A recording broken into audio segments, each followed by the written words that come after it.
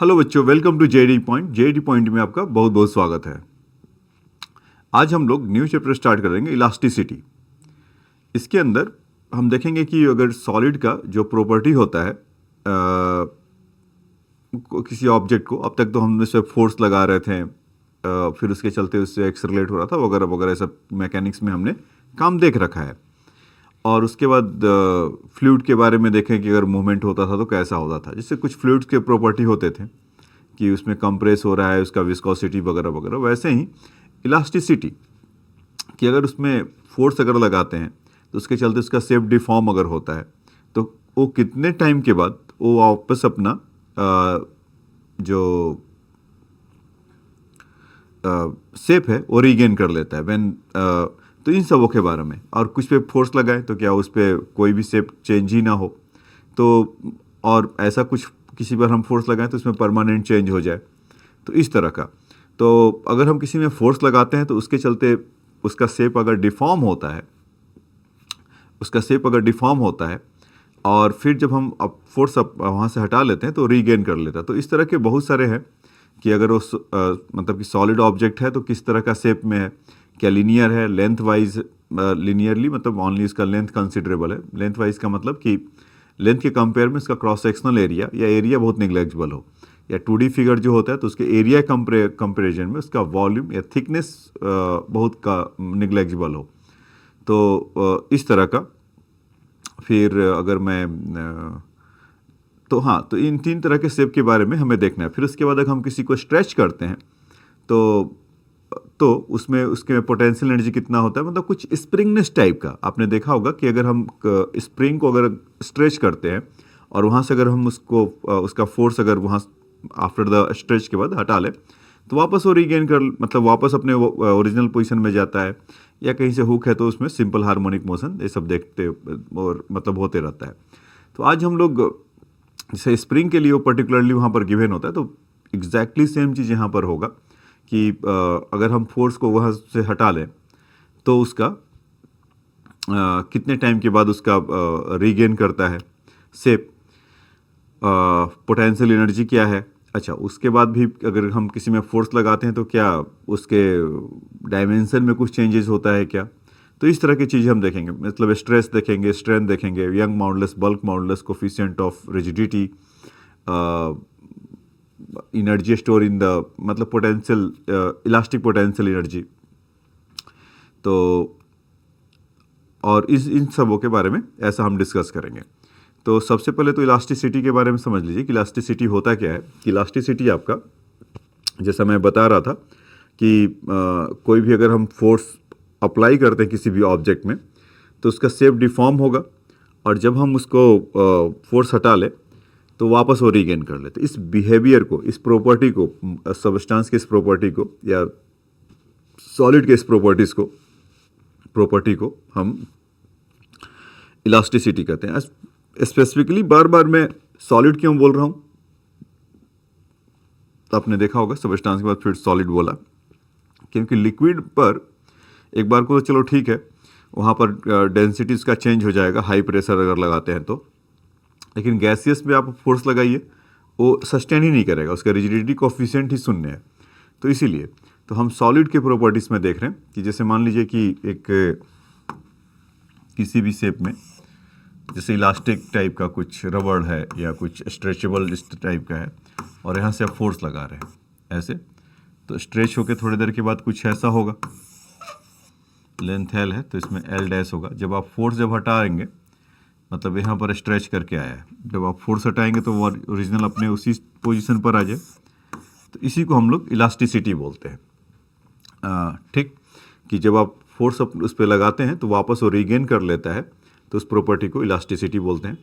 फिर उसके बाद दूसरा क्या होता है कि प्लास्टिसिटी, कि जब आप फोर्स लगाएं और उसमें शेप डिफॉर्म हो जाए तो कभी वापस ना आए। ठीक है, तो वैसे ऑब्जेक्ट को, ऐसे सॉलिड के प्रॉपर्टी को प्लास्टिसिटी बोलते हैं। तो ये बात आपको समझ में आया होगा कि इलास्टिसिटी क्या होता है और प्लास्टिसिटी क्या होता है। इलास्टिसिटी कि आप उसका शेप रीगेन कर ले। अच्छा, उसमें भी कुछ होता है कि कौन कितना करेगा जल्दी, तो जो जितना जल्दी करेगा उसका इलास्टिसिटी वैल्यू उतना ज़्यादा होगा। मतलब कि उसको जल्दी करने का मतलब क्या, कि जैसे मान लीजिए कि बोर्ड है, बोर्ड पे अभी प्रेस कर रहा हूँ तो आपको तो कर दिखाई दे रहा होगा ये, लेकिन हल्का ना कुछ है ज़रूर है वहाँ पर, वो दबा होगा, लेकिन वो क्विकली रीगेन कर लिया। ठीक है, तो कोई अगर मान लीजिए कि इस तरह का रबर टाइप का कोई सब्सटेंस है और उसको आप खींचते हैं, ठीक, और फिर आप छोड़िए तो वापस वो रीगेन कर ले, लेकिन कोई एक सॉलिड ऑब्जेक्ट है, जैसे मान लीजिए पेड़ है या वॉल है, तो इसमें या इसी वॉल को अगर प्रेस करते हैं तो इलास्टिसिटी किसका ज़्यादा होगा, उस रबड़ वाले ऑब्जेक्ट का या इसका? तो आपको लगता होगा कि रबड़ वाले में तो तुरंत वो खींच जा रहा है, फिर फोर्स हटा रहे हैं तो रीगेन कर ले रहा है, तो रबड़ का इलास्टिसिटी ज़्यादा होगा। नहीं, क्योंकि उसको उसका शेप डिफॉर्म करने के लिए जो हमें फोर्स लगाना पड़ रहा है बहुत मिनिमल है एज़ कम्पेयर टू वॉल के लिए। अब वॉल को अगर शेप डिफॉर्म करना रहता तो एक बार में तो होता नहीं है, 2-4 हथौड़े या कुछ ऐसा मारो तब जाकर, ज़्यादा ग्रेट फोर्स एक लगाइए तब जाके उसका शेप डिफॉर्म होगा। या अभी जैसे कि हम अगर इसको प्रेस कर रहे हैं तो इतना, मतलब अगर ऐसा प्रेस किया और फिर उसके बाद अगर हटा दिया तो बहुत तेज़ी से वो रीगेन कर लिया होगा, तो हमें समय नहीं मतलब कितना क्विकली रीगेन कर ले रहा, तो इसलिए इसका इलास्टिसिटी ज़्यादा माना जाएगा। तो एक बात। दूसरा कि हाँ, अब उसके बाद एक कॉन्सेप्ट आता है आइडियल इलास्टिसिटी का। आइडियल इलास्टिक ऑब्जेक्ट कौन से होते हैं? तो आइडियल इलास्टिक ऑब्जेक्ट के लिए कहा जाता है कि अगर आप फोर्स लगाइए तो पूरा पूरा रीगेन कर लेता है। तो इसका मतलब ऐसा होता है क्या कि पूरा पूरा रीगेन नहीं करता है? यस, ऐसा होता है कि अगर आप किसी ऑब्जेक्ट पे फोर्स लगाते हैं तो उसके शेप में वो कम्प्लीटली रीगेन नहीं कर पाता है। थोड़ा ना थोड़ा आप माइक्रोस्कोपिक लेवल पे देखिएगा तो उसका शेप उसका डिफॉर्म रहता ही रहता है।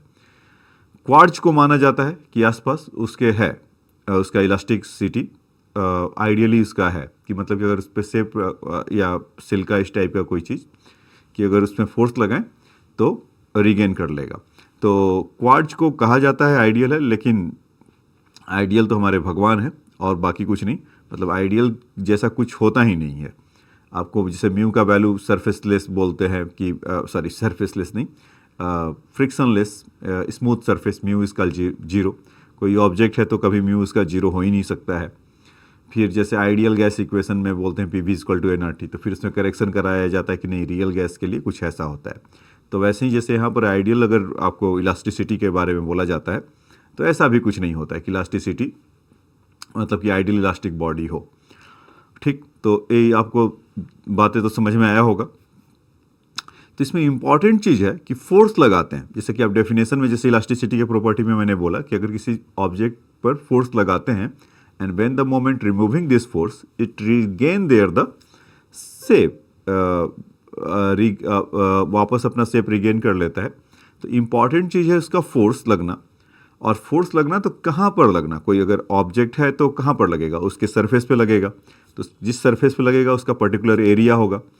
उससे भी इम्पॉर्टेंट चीज़, तो बेसिकली मैं आपको स्ट्रेस समझाना चाह रहा था कि जैसे कि मान लीजिए कि अगर फोर्स लगाएं यहाँ पर और इसका क्रॉस सेक्शनल एरिया ये है, तो कोई ज़रूरी नहीं कि इसी तरह का हो, किसी भी आर्बिट्री टाइप का शेप हो, और वहाँ पर अगर हम फोर्स लगाते हैं ऐसा और उसका सरफेस एरिया सपोज ए है, तो बेसिकली स्ट्रेस जो डिफाइन होता है फोर्स बाय एरिया, इस तरह का। और दूसरा कि इसमें स्ट्रेन एक होता है कि जितना, मतलब मान लीजिए एल लेंथ है और अभी इसमें एल डैश था, तो इसमें एक लेंथ इसमें डेल्टा एल कह सकते हैं क्या? तो delta L equal to L dash minus L. तो दूसरा कीवर्ड जो होगा आपका strain equal to delta L over L, इस तरह का। ठीक है, और एक आपका एक क्वांटिटी स्ट्रेस, दूसरा क्वांटिटी स्ट्रेन। तो इसमें क्या है कि जितना आप मतलब कि अगर जैसे मैंने आपको थोड़ा बहुत पहले अब कि फ्रिक्शन सॉरी स्प्रिंग के बारे में जैसे बताया कि अगर आप फोर्स करेंगे तो उसमें से उतना स्ट्रेच होगा, तो आपको याद होगा कि वहाँ पर जितना फोर्स लगाते थे उसमें उतना एलोंगनेशन होता था from the Hooke's law.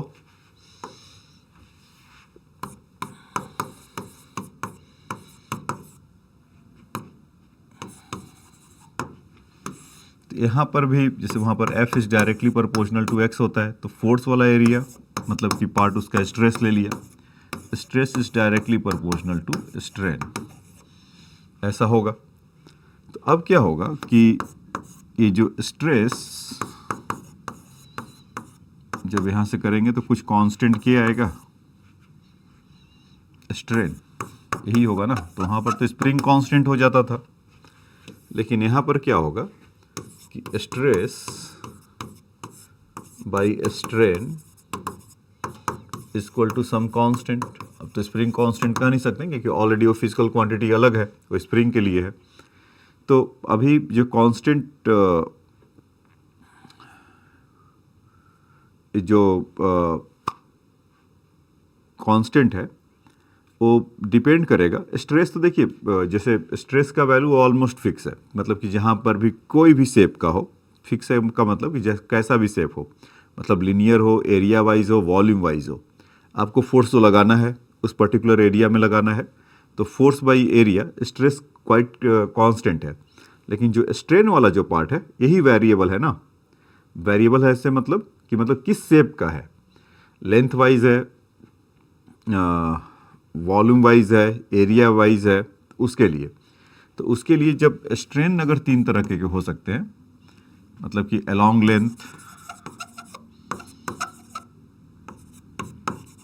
Length या वॉल्यूम में चेंज, वॉल्यूम चेंज ऐसा कर लेते हैं, और उसका एरिया चेंज ऐसा। तो ये वाला बाद में देखेंगे कि ये दोनों एक जैसे होते हैं। तो खैर कांस्टेंट पे जैसे इस तरह का स्ट्रेन तीन हो सकता है, तो इसीलिए कांस्टेंट भी तीन तरीके के हो सकते हैं। तो सबसे पहले हम देखते हैं लॉन्गिट्यूडिनल वाला, मतलब लेंथ वाइज। तो उसके लिए फर्स्ट इसका अगर देखा जाए तो उसको क्या बोला जाता है, जो कांस्टेंट वाला जो यहाँ पर गया, ये मॉडुलस ऑफ इलास्टिसिटी बोलते हैं इसको, मॉडुलस ऑफ इलास्टिसिटी। तो यहाँ से तो ये पहला वाला जो होगा यंग्स मॉडुलस, ऐसा।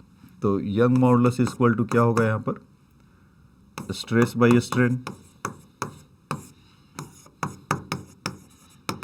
तो बेसिकली यहाँ से जैसे कि एक रॉड है, उसका लेंथ L है और उसका क्रॉस सेक्शनल एरिया L है और क्रॉस सेक्शनल एरिया A है, और उस पर आप फोर्स लगाते हैं तो थोड़ी देर के बाद स्ट्रेच होकर कुछ ऐसा आता है। तो इसमें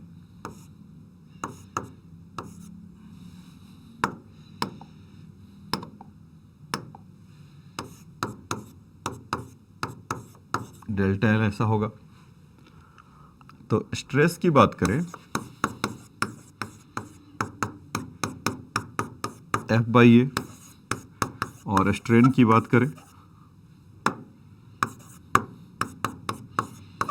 डेल्टा L बाई एल। तो यंग मॉडुलस की बात करें, force by area over delta L over L। तो यहाँ से यंग मॉडुलस इक्वल टू कितना हो जाएगा, FL A into delta L, इस तरह का मिलेगा। ठीक है बच्चों। तो स्ट्रेस तो फोर्स बाई एरिया और स्ट्रेन, तो इसमें आप ऐसा तो नहीं सोच रहे ना कि ठीक है कि इसका F बाई ये होगा, डेल्टा L बाई एल होगा। अगर फोर्स लगा रहे हैं तो अगर लेंथ वाइज अगर एलोंगनेट करता है तो ऑब्वियस सी बात है ना कि इसका क्रॉस सेक्शनल एरिया भी डिक्रीज इंक्रीज करेगा। तो अभी हम उसका ध्यान नहीं कर रहे हैं, इसको हम आगे समझेंगे पॉइजन्स रेशियो में, कि lateral strain upon longitudinal strain. तो उसमें क्या होगा कि उस रेशियो से पता चलता है कि कितना उसमें लेटरल उसमें हो रहा है। तो अभी मानेंगे कि स्ट्रेच जो एलोंगनेशन है बहुत स्मॉल है, तो उसका एरिया एज इट इज़ है, तो चेंज नहीं कर रहा है। तो इस तरह का अगर लेंथ वाइज अगर करेंगे तो उसका यंग मॉडुलस का कहानी आपको निकल कर आएगा कि यंग मॉडुलस समझेंगे कि समझा कि होता क्या है कि force by area upon delta L over L, और इस तरह का कहानी ऐसा बनता है। ठीक है। अब इसके बाद तो ये बात आपको समझ में आया होगा। तो इसमें क्या है कि हम लेंथ वाइज फोर्स लगाते हैं।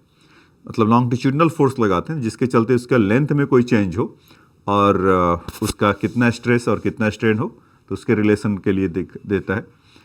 अब सोचिए कि मान लीजिए कि दूसरे टाइप का बल्क मॉडुलस,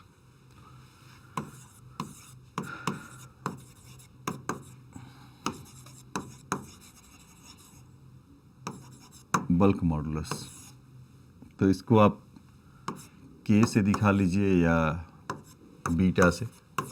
तो मैं तो जनरली बीटा से दिखाता हूँ, बुक वगैरह में स्मॉल के से भी दिखाया जाता है, तो जैसे आपको बात समझ में आता है या जो जिसमें आप सुविधाजनक है आप उसको फॉलो करिएगा।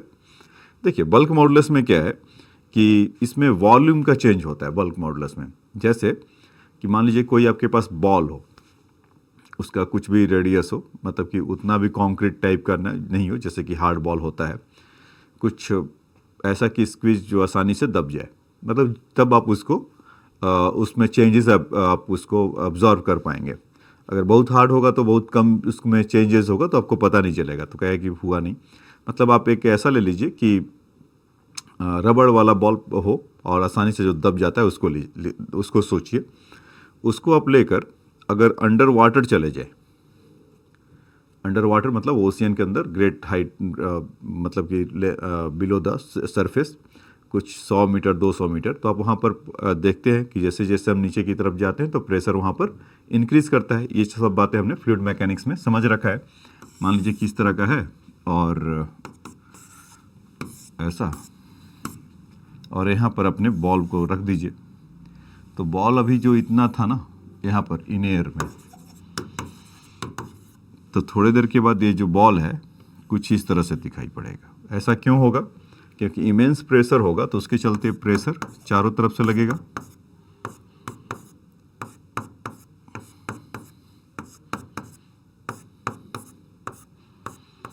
चारों तरफ से प्रेशर लगेगा। तो थोड़ी देर के बाद जो उसका वॉल्यूम V था तो अब V डैश हो जाएगा। तो इसमें जो डेल्टा V होगा उसका वैल्यू वो डिक्रीज कर रहा है, इसीलिए यहाँ पर इसके फॉर्मूले में निगेटिव भी आता है। तो डेल्टा V को हम क्या लिख सकते हैं? V माइनस या V डैश माइनस V। तो पहले V था, ऑब्वियसली आपको दिखाई दे रहा है कि ये वाला जो पार्ट है कि चारों तरफ से प्रेशर लगा तो स्क्वीज कर गया, तो उसके चलते इसका वॉल्यूम V से V डैश हो गया, तो यानी कि इसका वॉल्यूम डिक्रीज हुआ। ठीक, तो इसमें क्या होता है कि जब आप बल्क मॉडुलस को हम लिखते हैं तो सेम काम होगा वहाँ भी, स्ट्रेस बाई स्ट्रेन। तो यहाँ पर क्या होगा कि जो स्ट्रेन का जो परिभाषा है या जो स्ट्रेन की जो डेफिनेशन है वो बदल जाएगा। तो यहाँ पर बोलते हैं इसको वॉल्यूमेट्रिक स्ट्रेन।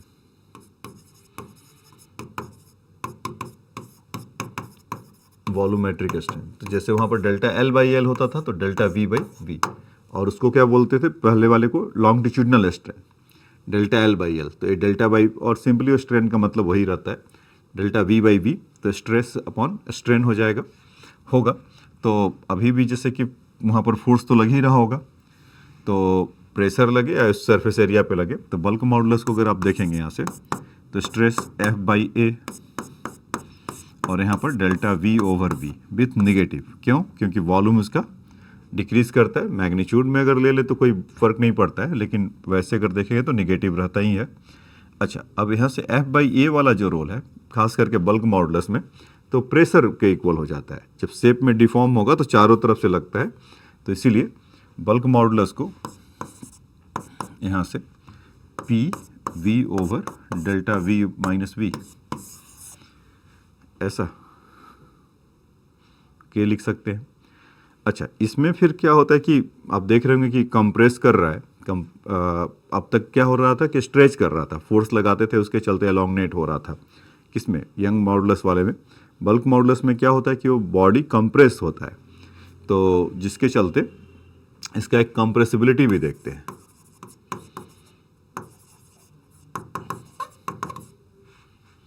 कंप्रेसिबिलिटी, तो ये डिफाइन होता है 1 बल्क मॉडुलस, तो जो वहाँ पर है रेसिप्रोकल हो जाएगा डेल्टा V/PV। तो ये इसका कंप्रेसिबिलिटी के लिए, बल्क मॉडुलस के लिए। तो इसमें ज़्यादातर आप डील करेंगे, मतलब कि जो डेल्टा V/V है ना, जो डेल्टा V/V है, तो आप उसमें देख रहे होंगे कि उसको परसेंटेज के फॉर्म में दिया रहता है 2%, 3%। तो उसका मतलब क्या होगा, जैसे क्वेश्चन जब आप लगाएंगे डेल्टा V ओवर V है इंटू 100 कर लीजिए, तो इसका वैल्यू अगर 2 है तो यहाँ से डेल्टा V बाई V का रेडीमेड वैल्यू आप चाहेंगे तो 2/100 आ जाएगा। मतलब क्या कहता है कोई कि वॉल्यूम में, मतलब कि change in volume by the 2%, तो यानी कि डेल्टा V बाई V का वैल्यू इंटू 100 इज 2, तो डेल्टा V बाई V का रेडीमेड वैल्यू कितना आ जाएगा 2/100। तो इस तरह से आप उसको कर सकते हैं। तो अभी तक हमने आपको दो तरह का बताया। एक तो लॉन्गिट्यूडिनल स्ट्रेन जो कि यंग मॉडुलस से कोरिलेट होता था, वहाँ पर स्ट्रेस बाई स्ट्रेन तो force by area upon delta L by L, तो उसको जब करते हैं तो young modulus equal to F L upon A times of delta L Young modulus. Bulk modulus में देखते हैं तो यहाँ पर भी force by area stress by strain, तो लेकिन यहाँ पर जो फोर्स बाई एरिया है उसको प्रेशर ले लेते हैं और P V upon delta we. तो एक तो ये हो गया कंप्रेसिबिलिटी, इस तरह का हो जाएगा। अब उसके बाद है कोफिशिएंट ऑफ रिजिडिटी, तीसरा।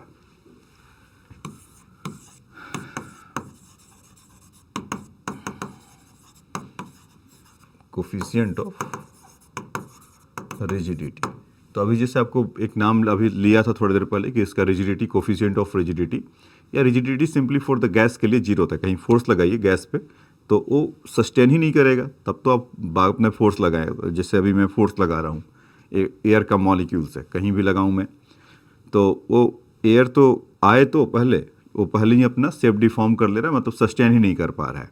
तो उस चलते तो कोफिशिएंट ऑफ रिजिडिटी बेसिकली कोई सॉलिड ऑब्जेक्ट हो वॉल्यूम वाइज, वॉल्यूम तो वहाँ से देखा था आपने एक तरह से सरफेस एरिया पे, तो वो नहीं, जैसे एक ब्लॉक ले लीजिए ये ऐसा, ठीक। अभी जब हम इसमें फोर्स लगाएं ऐसा, तो ये जैसे कि आपका बुक वगैरह का आपने देखा होगा, अपना बुक जैसे जब नया होता है तो कैसा रहता है, एकदम से ब्लॉक जैसा, जैसे ब्रिक्स जैसा रहता है। तो अब जैसे जैसे पुराना होता है तो साइड से आप देखेंगे जब फोर्स लगाते हैं तो साइड से वो चेंज करता है, मतलब कि बहुत आसान, सीधा सीधा पूरा नहीं रहेगा, थोड़ा सा उसका जो बाइंडिंग है साइड से वो मुड़ जाता है। तो वैसा ही जब इसमें फोर्स लगाएंगे तो ये चीज़ कुछ यहाँ से ऐसा दिखने लगेगा, मतलब पहले जितना इसका लेंथ ऐसे था, मतलब थोड़ा ये आगे बढ़ के ऐसे मिलेगा, ये शेप जैसे इसमें आ जाएगा। तो इसमें बेसिकली कोफिशिएंट ऑफ रिजिडिटी को नीटा से दिखाते हैं, तो फोर्स तो उतना ही लगेगा और एरिया भी वही रहेगा।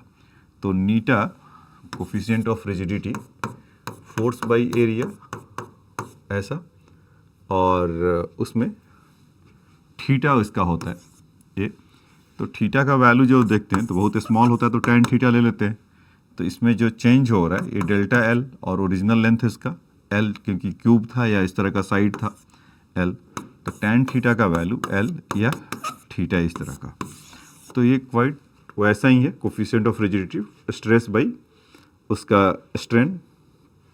तो स्ट्रेन में आप उसको डेल्टा एल बाई एल लिख सकते हैं। तो coefficient of viscosity F by A, तो कभी कभी थीटा में भी दिया रहेगा तो डायरेक्ट उसका वैल्यू गिवन है, और नहीं तो इस तरह का है तो डेल्टा एल बाई एल में भी काम कर सकते हैं। ठीक है बच्चों, तो ये तो कहानी था आपका कोफिशिएंट ऑफ रिजिडिटी के लिए।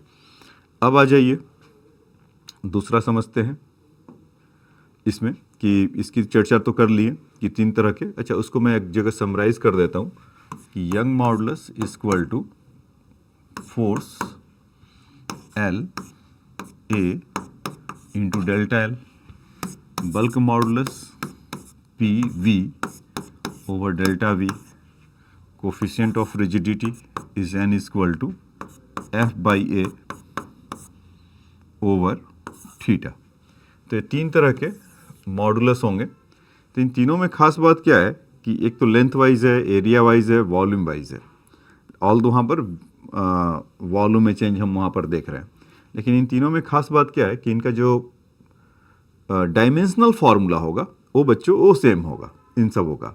यंग मॉडुलस का वो क्या होगा कि देखो, उसमें जो स्ट्रेन का जो डायमेंशन होता है वो डायमेंशन लेस होगा। क्यों? m0 l0 t0, क्योंकि डिफाइन क्या होता है डेल्टा एल बाई एल या delta V by V. Dimensionally तो इन दोनों का कोई है नहीं। या नीटा वाले के लिए भी देखें तो थीटा, तो tan थीटा जितने भी ट्रिग्नोमेट्री रेशियो होते हैं वो ratio of the two sides होते हैं, तो इस चलते वहाँ पर इन सबों का किसी का डायमेंशंस नहीं होगा, तो M0 L0 T0 होगा। तो स्ट्रेन का तो कोई डायमेंशन हुआ नहीं। और जो आपको मॉडुलस ऑफ इलास्टिसिटी के बारे में देखे थे, यंग मॉडुलस हो या बल्क मॉडुलस हो या कोफिशिएंट ऑफ रिजिडिटी हो, तो वहाँ पर स्ट्रेस बाई डेफिनेशन तो वही है ना इसका, स्ट्रेस बाई स्ट्रेन। स्ट्रेन तो डायमेंशनलेस हो गया, ये तो गया, तो बचा क्या, स्ट्रेस। और स्ट्रेस कितना होता है, फोर्स बाई एरिया।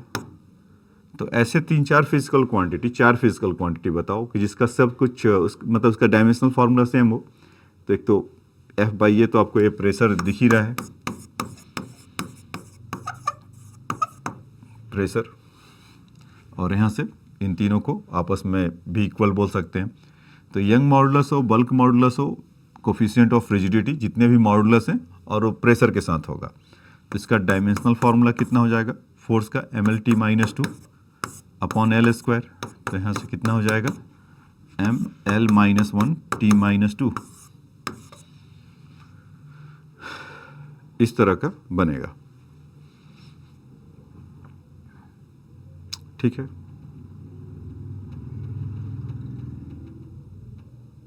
तो एक ऐसा फिजिकल क्वांटिटी जिसका ये सब सेम हो, bulk modulus, Young modulus, coefficient of rigidity और stress, 4 quantity having the same dimensional formula. तो उसमें आप एक कर सकते हैं, तो इसीलिए इसको एक जगह पे बता भी दिया।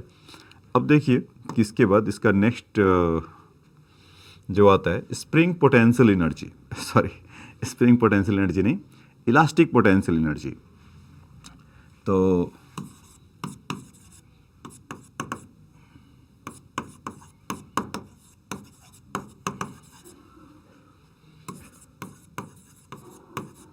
इलास्टिक पोटेंशियल एनर्जी, जैसे कि एक अपने लिए फिगर ऐसा बना लें कि अगर रॉड है, उसका लेंथ L है और उसके चलते एलोंगनेशन कुछ सपोज डेल्टा L होगा, मतलब अगर फोर्स हम लगाते हैं ऐसा, तो इसमें डिस्प्लेसमेंट कुछ इस तरह का आएगा और उसका क्रॉस सेक्शनल एरिया ये है। तो कितना वो वर्क करेगा,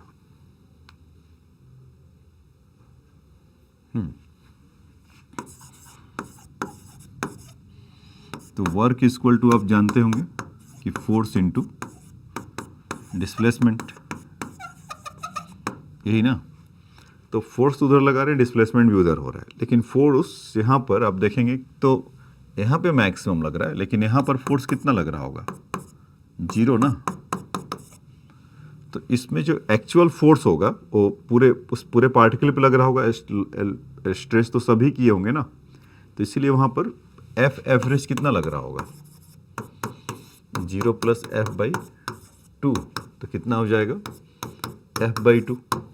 ये बात समझ में आया कि अगर हम फोर्स लगा रहे होंगे अलोंग इट, तो यहाँ पर फोर्स तो ठीक है जितना है लग रहा है, तो अब इसमें स्ट्रेच जो हो रहा हो डेल्टा L, तो खाली यहाँ पर तो नहीं हो रहा होगा, ये पूरे में प्रोनाउंस हो रहा होगा ऐसा, या पूरे में मतलब वो आपको निकल रहा, वो स्ट्रेच हो रहा होगा, तो हर पार्टिकल हो रहा होगा। तो जिसके चलते हम कह सकते हैं कि जो एक्चुअल फोर्स या नेट फोर्स होगा, ये तो F यहाँ पर लग रहा है और यहाँ पर 0 F लग रहा है, तो एवरेज फोर्स कितना लगेगा, F/2 ऐसा। और डिस्प्लेसमेंट इसमें कितना हो गया, डेल्टा L। तो जो वर्क होगा F/2 इंटू डेल्टा L होगा। तो जितना हम इस पे वर्क करेंगे अलोंग द फोर्स लगा रहा है और फिर वापस वो रिगेन कर लेगा, तो इसका हम कॉन्फ़िगरेशन एक तरीके से चेंज कर रहे हैं, यही होता है ना। तो पोटेंशियल एनर्जी का डेफिनेशन क्या होता है, by virtue of its configuration. तो इसमें कुछ चेंजेस हुआ, उसके चलते एनर्जी इसमें प्रोसेस हुआ, तो वर्क डन बाद में इसी को हम potential, elastic potential energy EPE, ठीक है। तो ये तो आपका हुआ फॉर्मूला एक तरीके का, लेकिन अभी भी ये अधूरा है क्योंकि इसका फॉर्मेट नहीं आया है।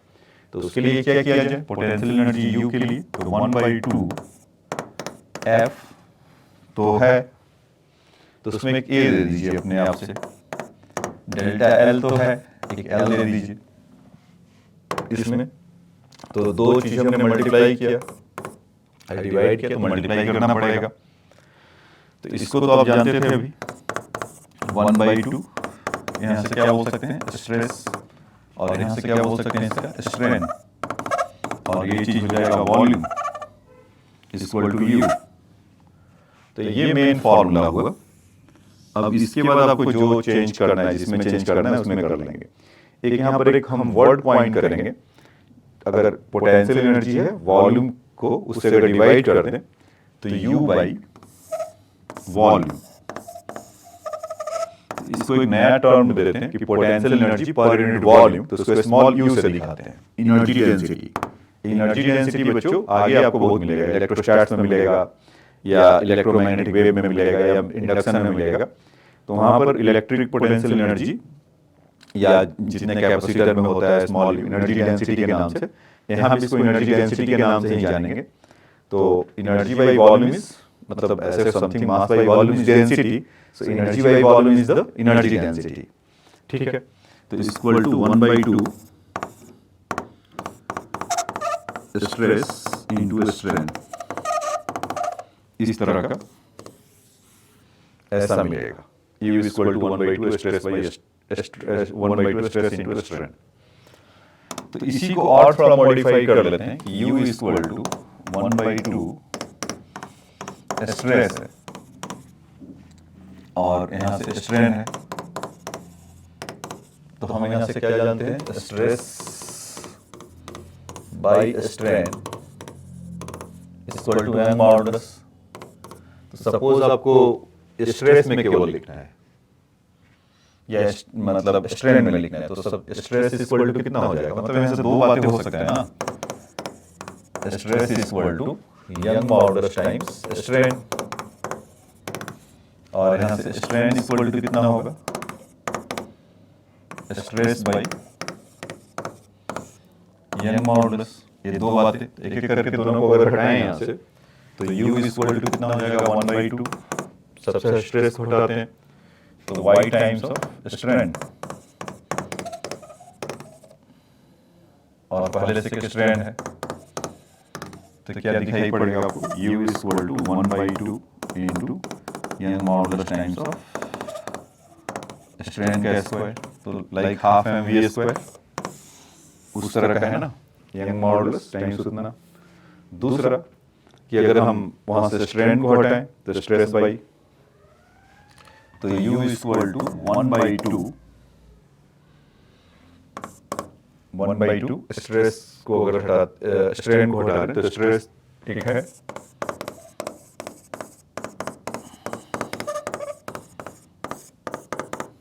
ऐसा। तो यहां से Young modulus equal to 1/2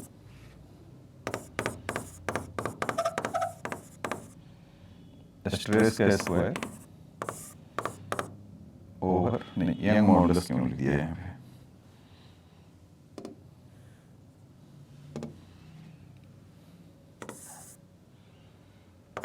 young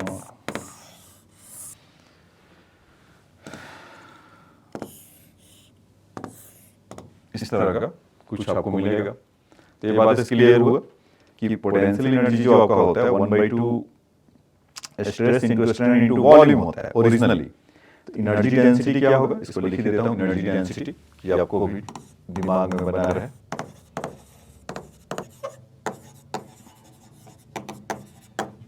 energy density तो ऐसा होगा।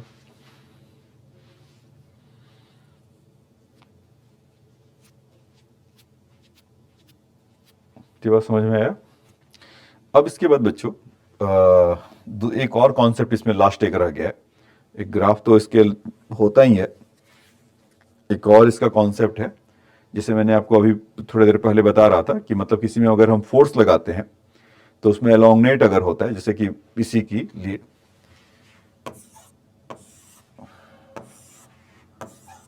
अगर हम इसमें फोर्स लगाएं तो ये अगर होगा ऐसा, तो इसमें डेल्टा एल ये लेंथ इसमें स्ट्रेच होगा, अगर एल है तो ऐसा एल डैश ऐसा हो जाएगा।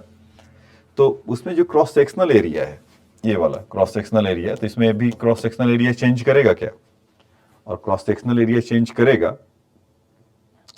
तो अभी मैंने आपको बोला था कि उसको हम स्ट्रेच उसमें निग्लेक्जिबल अगर होता है, मतलब कि इतना कंसिडरेबल नहीं होता है, तो हम उसको एक जैसा ही मानते हैं।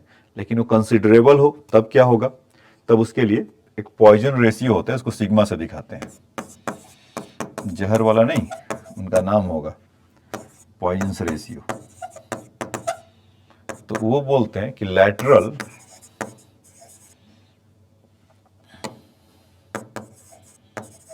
स्ट्रेन अपॉन लॉन्गिट्यूडिनल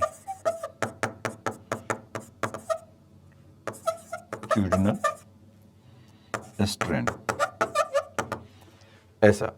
तो जो इसमें लैटरल वाला होगा, का मतलब कि जैसे पहले जितना उसका एरिया होगा उससे वो थोड़ा सा कंप्रेस करेगा, या मतलब कि खींचेगा तो थोड़ा कम हो जाएगा ना, तो उसके डायमीटर में चेंज आएगा, ये diameter D.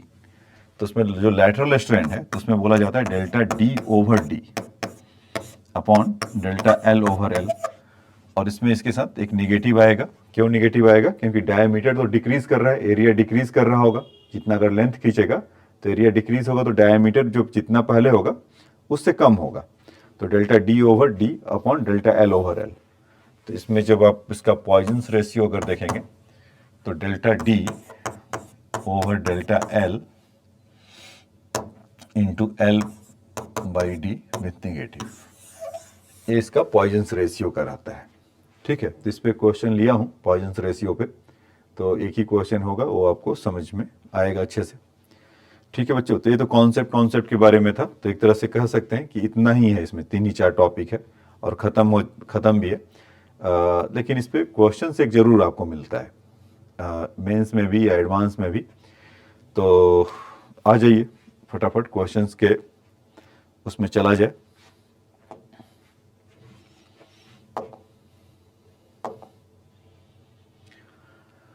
Correct, steel wire of length 2 meter is stretched through the 2 millimeter. ठीक, the cross sectional area of the wire is 4 millimeter square. Calculate the elastic potential energy in the wire of the stretched condition. Young modulus is the steel is 2 into 10 raised to the power 11. तो elastic potential energy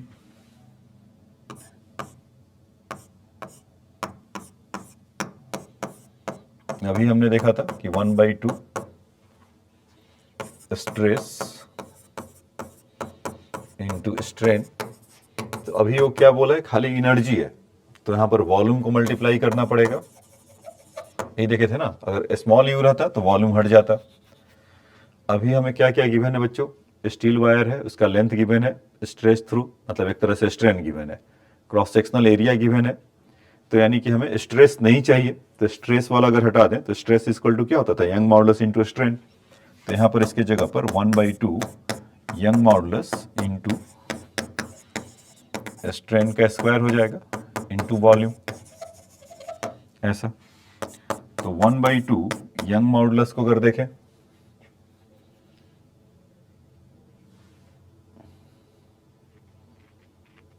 young modulus को अगर देखें तो कितना है यहाँ पे, हाँ ये रहा सामने ही है, 2 into 10 raised to the power 11। Strain कितना हो जाएगा 2 मिलीमीटर, तो 2 millimetre into 2 into 10 raised to the power -3। Length कितना है 2 मीटर और इनका स्क्वायर। हाँ, वॉल्यूम के लिए बच्चों,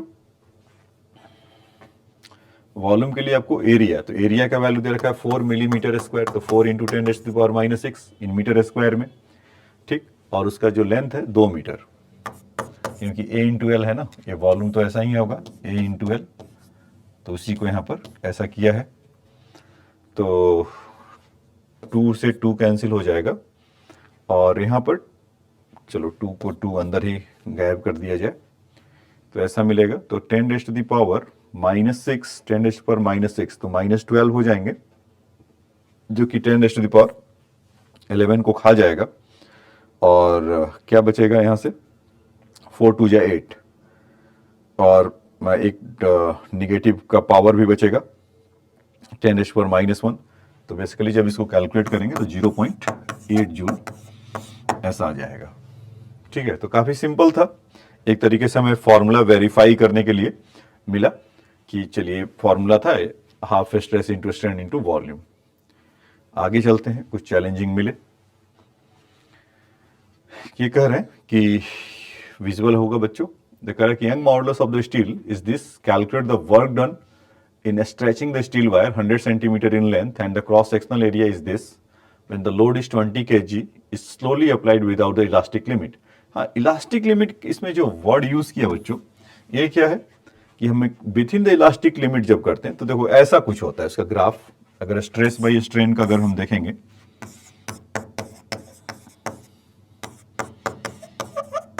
तो Hooke's law, according to Hooke's law देखे थे तो स्ट्रेस जितना करते थे स्ट्रेन उतना ही आता था। तो ये क्या होगा कि ऐसा ग्राफ होगा, लेकिन कब तक? With in the elastic limit. When the moment you will exceed the limit, then what will happen? Having the some fractures और इस तरह का कुछ इस तरह का ऐसा चला जाता है, इस तरह का ऐसा रहता है। तो यहाँ पर with in the elastic limit तक ये फॉलो करेगा, उसके आगे आप करेंगे तो हो सकता है कि उसका फ्रैक्चर पॉइंट हो और कभी ना फिर वापस रीगेन करे अपना शेप। दूसरा कि आप इतना एक इलास्टिक फैटिग होता है, उसमें क्या होता है कि जैसे मान लीजिए कि आप कुछ इलास्टिक जैसा कुछ भी यूज़ करने वाला जो कोई चीज़, जैसे कि गर्ल्स वगैरह हैं या लेडीज़ हैं तो हेयर बैंड वो रबड़ का जो यूज़ करती हैं, तो स्टार्टिंग में आप देखेंगे कि वो नया जब होता है तो एकदम वो अपने शेप में रहता है। When after the using the 2-3 month it will be have means वो मुड़ा हुआ रहता है, मतलब उसमें रिंकल ऐसा हो जाता है कि वो वापस वो रीगेन ही नहीं कर पाता है, मतलब मुड़ जाता है। तो उसको बोलते हैं elastic limit, sorry elastic fatigue, मतलब कि वो रीगेन कभी नहीं कर सकता है। तो वहाँ पर वो जो इलास्टिक लिमिट था तो ये सोचा कि ये छूट गया। तो with in the elastic limit जब आप करेंगे तो स्ट्रेस इक्वल टू स्ट्रेन होगा। लेकिन इस तरह के केस में कि वो टूट ही जाए, फ्रैक्चर पॉइंट हो जाए या कभी रीगेन नहीं करे, तो इस तरह का उसका आगे की तरफ मिलेगा। तो with in the elastic limit है तब ऐसा कह रहा है। तो हमें हमसे पूछा क्या गया है कि कैलकुलेट द वर्क डन, ठीक है। तो वर्क डन का मतलब कि वही आपका एक बार फिर से पोटेंशियल एनर्जी के ही शरण में जाना है। तो 1/2 और हमें गिवन क्या क्या है, यंग मॉडुलस गिवन है, चलो एक तो अच्छी बात है। Calculate the work done, length उसका इतना है, क्रॉस सेक्शनल एरिया। तो फिर लगता है कि हमें वही, हाँ लोड इस बार दे रखा है तो यानी कि इसका स्ट्रेस का वैल्यू दे रखा है। तो वहां पर हम जानते थे स्ट्रेस, तो स्ट्रेस की जगह पर हम मतलब एक तरह से स्ट्रेन को हटाना है। तो 1/2 स्ट्रेस इंटू स्ट्रेन, और स्ट्रेन का वैल्यू क्या होता था, स्ट्रेस बाई स्ट्रेन, तो स्ट्रेस बाई यंग मॉडुलस। तो यहाँ पर हम ऐसा बोल सकते हैं क्या, स्ट्रेस का स्क्वायर ओवर यंग मॉडुलस और इंटू एरिया इंटू लेंथ, तो कभी भी होगा। तो 1/2 फोर्स, 200 एरिया, 0.03, तो 3 इंटू 10⁻⁻⁴ -6 ऐसा हो जाएगा। ये आपका स्ट्रेस और area again 3 into 10⁻⁻6 into length 1 कर लेते हैं, और यंग मॉडुलस 2 इंटू 10⁻11 इस तरह का। तो इसको 200 का स्क्वायर करना है तो लिख लेते हैं 1/2 इंटू 4 इंटू 10⁻⁴, और 3 से ये वाला एक कैंसिल हो जाएगा, तो एक केवल बचेगा 3 इंटू 10⁻⁻6 इंटू 1/2 इंटू 10⁻11 ऐसा। तो यहाँ से 10⁻⁴ मतलब ऐसा करेंगे तो 10⁻⁵ होगा, तो खाली एक ही 10 बचेगा बच्चों यहाँ से कैंसिल होने के बाद, और 2 या 4 को भी वहाँ से जाना होगा, ऐसा 4 चला गया। तो नीचे क्या बचा हमारे पास, 1/30 जैसा, अच्छा उसमें हाँ एरिया इंटू लेंथ कर लिया है। तो 1/30, तो 1/30 का मतलब जूल, तो आप उसमें 0.03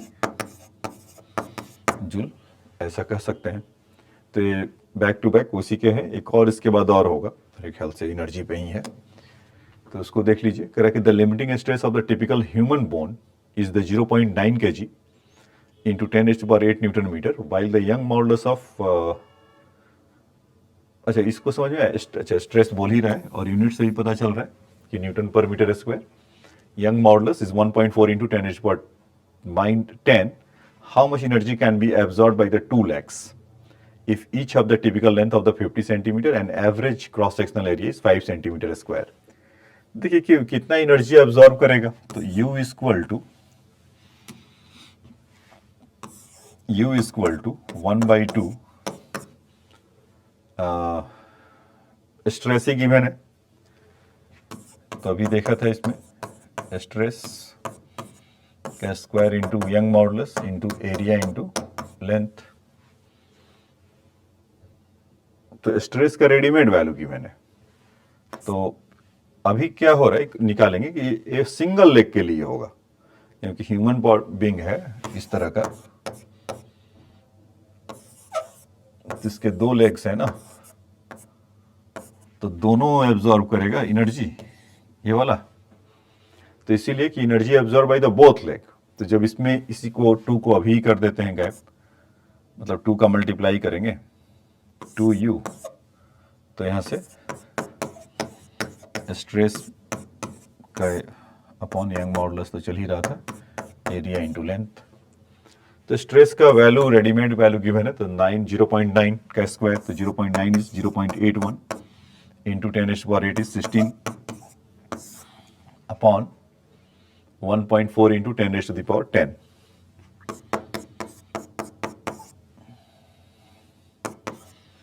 ऐसा, और लेंथ है उसका 50 सेंटीमीटर, तो 0.5 हो जाएगा।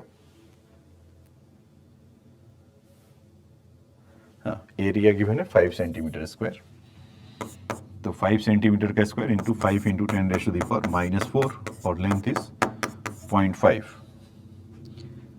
तो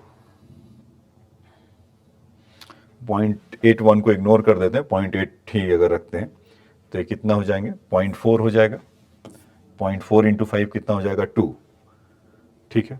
तो 2 अपॉन 1.4 टू 1.4, और बाकी इसको थोड़ा रिजॉल्व कर लिया जाए तो 12 हो जाएंगे, और यहाँ से 10, तो 2 हो जाएगा। तो एक तरीके से हाँ ठीक है, तो 1 हो जाएगा ऐसा, क्योंकि 14 से करेंगे तो 0.6 डॉट 60, 14 4 जा 56, फिर 14 almost 2 into 10 raised to the power 2 joule. तो दोनों लेग कितना मिलकर करेगा इतना 1.42 into 10 raised to the power 2 joule.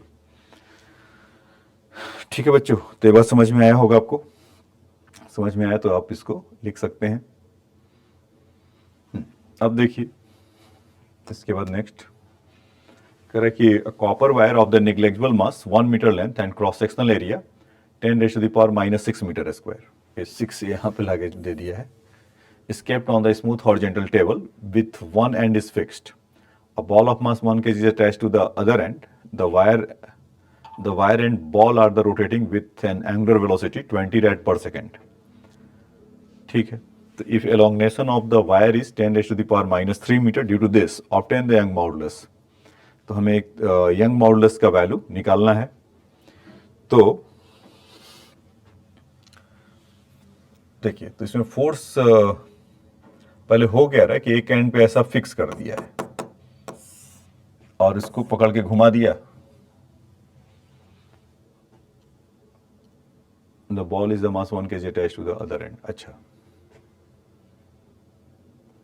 This kept on the smooth horizontal table, हाँ तभी तो यहाँ पर रख रखा है और इसको ऐसे घुमा रहा है।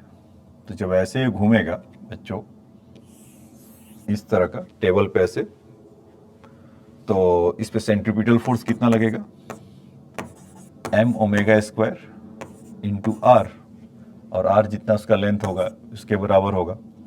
तो young modulus equal to stress m omega square, r को यहाँ पर l ले लेते हैं, ये फोर्स हो गया, एरिया ये होगा, into length is again l upon delta l। तो इस तरह का मिलेगा क्या, m omega square l square a into delta l। तो यंग मॉडुलस का चलिए कहीं अगर आपको ऑब्जेक्टिव टाइप का भी आसान सा क्वेश्चन, इस पर क्योंकि आसान ही क्वेश्चन मिलते हैं, मिल जाए तो आप वहाँ से इसको कर सकते हैं, a इंटू डेल्टा l। तो मास इसका 1 kg है, ओमेगा कितना है उसका 20 रेड पर सेकेंड, तो 400। लेंथ का वैल्यू उसका 1 मीटर, तो 1 हो गया। एरिया इंक्रीजिंग द लेंथ 10⁻³ है और क्रॉस सेक्शनल एरिया 10⁻⁻6 यहाँ पे छुपा हुआ है, -6 मीटर स्क्वायर। तो 10⁻⁻6 into delta L is our 10⁻⁻3। तो जब इसको आप कैलकुलेट करेंगे तो कुछ ये आएगा 4 इंटू 10⁻11। यही होगा। और तो not F, it is the young modulus है ना, फोर्स तो उस पर m⁻² था, तो यंग मॉडुलस का वैल्यू आ जाएगा और उसमें यूनिट देखेंगे तो न्यूटन पर मीटर स्क्वायर। तो खैर यहाँ से अभी देखेंगे तो 6399211, तो 4 इंटू 10⁻11 न्यूटन पर मीटर स्क्वायर, इस तरह का कुछ होगा। अब क्या कह रहे हैं कि if on increasing the angular speed velocity to 100 rad per second, कहां से 20 रेड पर सेकेंड से, the wire break down, obtain the breaking stress. तो ऑब्टेन द ब्रेकिंग स्ट्रेस, तो सिंपली स्ट्रेस पूछ रहा है, और जब 100 पे टूट जा रहा है तो यानी कि स्ट्रेस मैक्सिमम उस समय होगा, तो stress is equal to F max या दैट टाइम का अपॉन एरिया। तो वहां से हम देखते थे m⁻² L square, not L square, only L upon area A। तो ओमेगा तो कितना हो गया आपका 100 अब हो गया है ना, तो और मास उसका 1 kg है, तो 1 इंटू 100 का स्क्वायर इज 10⁻⁴। लेंथ उसमें 1 मीटर ही था, 1 मीटर, और क्रॉस सेक्शनल एरिया 10⁻⁻6। तो जो मैक्सिमम ब्रेकिंग स्ट्रेस है कुछ ऐसा है 10⁻10 न्यूटन पर मीटर स्क्वायर। ठीक है, आ जाते हैं नेक्स्ट क्वेश्चन में। कह रहे कि lighter rod of length 2 metre is suspended horizontally by means of the 2 vertical wireless equal length tied its the end. One of the wire is made of the steel of the cross section 0.1 centimeter square.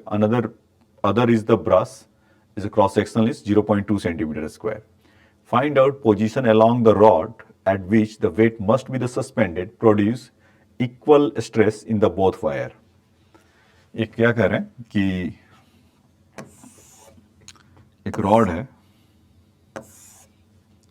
इस तरह का, ऐसा इस तरह से hanged है, यही है ना, light rod of length 2 metre, और उसका लेंथ है 2 मीटर, हॉरिजॉन्टली उसमें करा जा रहा है। फिर कह रहा है कि on the wires is the made of the steel, एक स्टील का मान लेते हैं,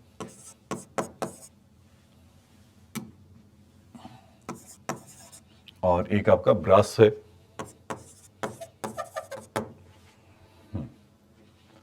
यही है ना, और इसका क्रॉस सेक्शनल एरिया यहाँ पर 0.1 सेंटीमीटर स्क्वायर है, एक के लिए A1 और A2 0.2 सेंटीमीटर स्क्वायर। कह रहा है कि find out the position along the rod which is the weight must be the suspended to produce equal. एक मतलब वेट है, कहीं भी अगर करते हैं, मान लीजिए कि यहाँ पर कर लिया उसका W, और उसका पूरे का लेंथ 2 मीटर है, तो एक तरफ से x हुआ इधर से, तो इधर से कितना हो जाएगा 2 - x, यही ना। तो produce equal stress in the both wires. तो ठीक है, W है, तो मान लेते हैं कि वो मिड पॉइंट पे रहता है, तब दोनों में से, और दोनों अलग अलग वायर के बने हुए हैं, तो टेंशन भी अलग अलग होगा। तो इसमें कह देते हैं कि इसमें T1 ऐसा होगा और इसमें T2 ऐसा होगा। तो अगर हम T1 = W वो बोलेंगे तो कुछ उसमें से फायदा नहीं होगा, तो इससे बढ़िया कि इस पॉइंट जहां पर है उसको O बोल देते हैं, और इसी के अबाउट टॉर्क ले लेते हैं। तो taking torque,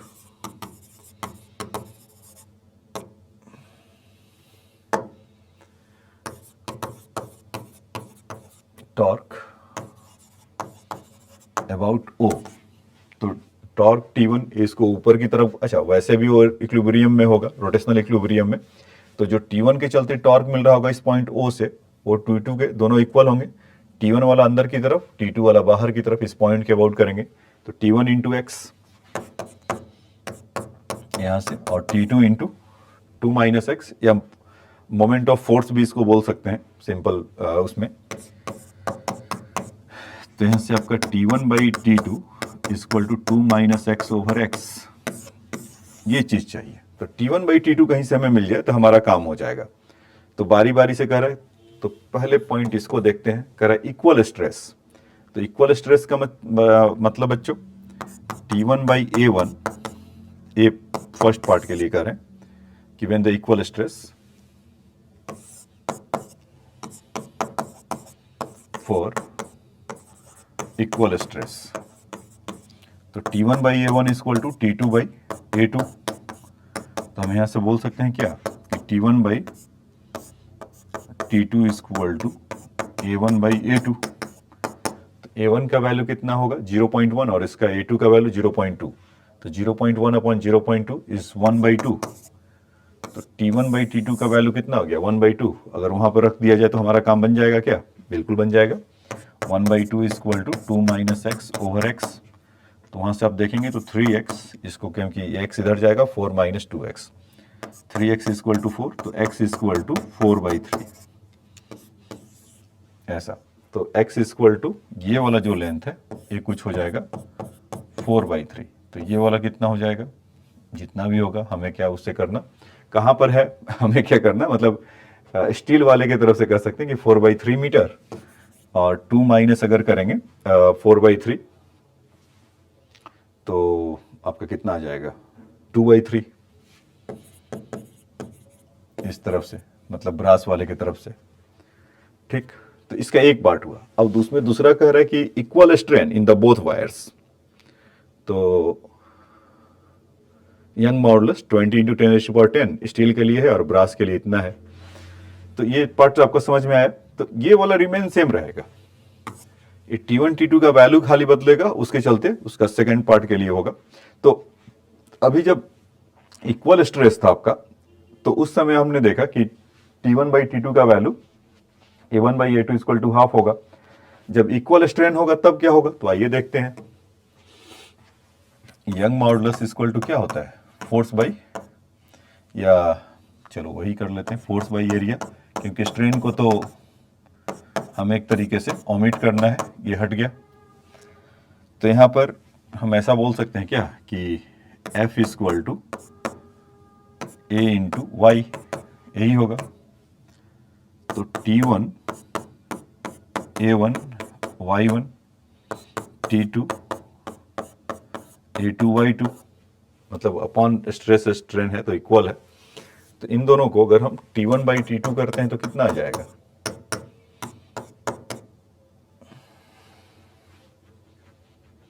A1 by A2,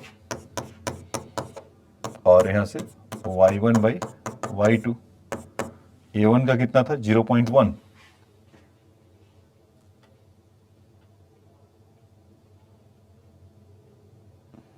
कहां गया, 0.1 और 0.2। तो 0.1 0.2 और Y1 1 वाले, मतलब स्टील के लिए अगर ले रहे हैं तो इस 20/10, मतलब 20 × 10⁻10 तो कर ही सकते हैं आप। तो यहाँ से आप देखेंगे कि ये 2 हो जाएगा और 0, तो 2 हो गया, तो 1 हो गया। तो यहाँ से T1 बाई T2 का वैल्यू कितना आ गया 1। तो वहाँ से जो हमें मिला था, वहाँ से मतलब यहाँ से कि T1 बाई T2, ये वाला T1 by T2 equal to 2 minus X over X, तो यही निकालना था x का वैल्यू। तो T1 by T2 equal to 2 minus X over X, तो अभी हो जाएगा 1। 2 माइनस एक्स इक्वल टू हो गया x, तो 2 इक्वल टू हो गया 2x, तो x इक्वल टू हो गया 1। तो यानी कि जब इक्वल स्ट्रेन आपको चाहिए तो उस केस में आपको मिड पॉइंट में आप रखिए, तो वो ऐसा मिल जाएगा आपको। इसका ये मतलब हुआ, यही ना। तो ये क्वेश्चन मतलब ठीक था, कॉन्सेप्चुअल था, कैलकुलेशन 0 और कॉन्सेप्ट मैक्सिमम।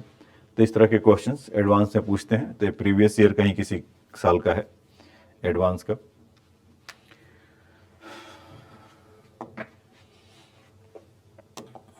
चलिए अब आ जाइए, correct compressibility of the water is 4 into 10⁻⁵ per unit atmospheric pressure. तो कंप्रेसिबिलिटी का मतलब 1 बाई बल्क मॉडुलस, तो इसका वैल्यू कितना गिवन है 4 इंटू 10⁻⁵ और प्रेशर बच्चों देखा ध्यान रखना पर यूनिट एटमॉस्फेरिक प्रेशर है। कह रहा what will be the decrease in volume of 100 centimetre of water under the pressure of 100 ATM। तो हम जो जानते थे bulk modulus equal to PV upon V, तो कंप्रेसिबिलिटी ठीक उसका उल्टा हो जाएगा, delta V over PV with negative decreasing sign ये दिखा रहा है, मतलब डिक्रीज कर रहा होगा, तभी तो वर्ड इसमें मेंशन किया हुआ है डिक्रीज ना यहाँ पर,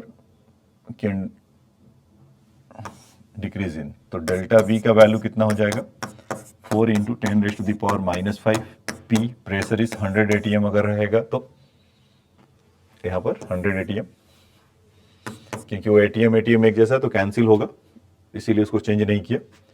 और प्रेशर तो हो गया, वॉल्यूम कितना है 100 सेंटीमीटर क्यूब, तो 100 सेंटीमीटर क्यूब, इसको जानबूझ के उसी में छोड़ दिया कि answer which change in volume हम 100 सेंटीमीटर क्यूब में ही बोलेंगे। तो यहाँ से 2 0 2 0 और 10⁻⁻5 गया, तो -1 बचेगा यहाँ से, तो 0.4 सेंटीमीटर क्यूब। तो इसमें चेंज इन वॉल्यूम जो आएगा इस तरह का ऐसा कुछ होगा। तो कॉन्सेप्चुअल टाइप का क्वेश्चन था, तो इसीलिए उसको आपको यहाँ से बता दिया, तो देख लीजिएगा। अब आ जाइए next, correct on the taking a solid ball of the rubber from the surface of the bottom of a lake of 180 metre depth. तो देखो आ गया ना रबर बॉल, उसको लेके नीचे जा रहा था। The reduction of volume of the ball is 0.1%। The density of the water lake is the 1 into 10⁻³ kg per meter cube. Determine the value of the bulk modulus of elasticity of rubber. Okay, so when the moment it will be the, suppose here is the lake surface and going inside of the 180 meter. So what will be the P over here? H rho g. तो जो ball होगा squeeze कर रहा होगा, ठीक है, और उसमें कितने का चेंज हो रहा है 0.1% का उसमें बॉल में। तो आपको उधर बताया था कि जब भी परसेंटेज में दिया हो तो इस तरह का 0.1/100 इस तरह का मतलब है, ठीक है। तो डेल्टा V/V का रेडीमेड वैल्यू कितना हो जाएगा 10⁻³ अच्छा, तो यहाँ पर जब हम बल्क मॉडुलस जब लिखेंगे तो यहाँ पर हमें क्या चाहिए होगा PV ओवर डेल्टा V, ये ना। तो P तो यहाँ से मिल रहा होगा H rho g, तो P की जगह पे लिख लें H rho g। वॉल्यूम, इसमें वॉल्यूम को थोड़ा स्टाइल में लिख लेते हैं, इस वाले को डेल्टा V/V का रेडीमेड वैल्यू जब आ रहा है तो उसी को लिख लेते हैं सीधा, इसी को ऐसे लिख सकते हैं ना बच्चों, वो डेल्टा V ओवर V। तो यहाँ से आ गया ना 10⁻³ H कितना है 180 मीटर नीचे लेके गया है, तो 180, डेंसिटी 1000, जी का वैल्यू 10 लेने के लिए बोल रहा होगा, नहीं तो हाँ बोला है, नहीं तो ले ही लेते हैं बिना कहे 10⁻³ ऐसा। तो यहाँ पर यू विल फाइंड दैट 10⁻³ 10⁻³ 6 7 और 2 और पीछे चले जाइए तो वो 9। तो यहाँ से बल्क मॉडुलस आपका 1.8 इंटू 10⁻⁹ न्यूटन पर मीटर स्क्वायर इस तरह का मिलेगा। तो समझ में आया कि लेक में अंदर उसको भेज रहा है अगर 180 मीटर नीचे की तरफ, तो उसका pressure at that time will be H rho g से गवर्न होगा, और बल्क मॉडुलस पूछा जा रहा है, उसमें चेंज इन वॉल्यूम ऐसा दिया हुआ है। तो बस हमें डिकोड करना है कि क्या वो गिवन है और किस फॉर्मेट में है, अपने आप आंसर वहां से मिलते जाएगा, ठीक है। अब आ जाइए question number 8, correct uniform pressure P is exerted on the all side of the solid cube at a temperature T degree centigrade, ठीक है। Uniform pressure P is exerted on the all side of the solid cube। एक solid cube बना लिया जाए,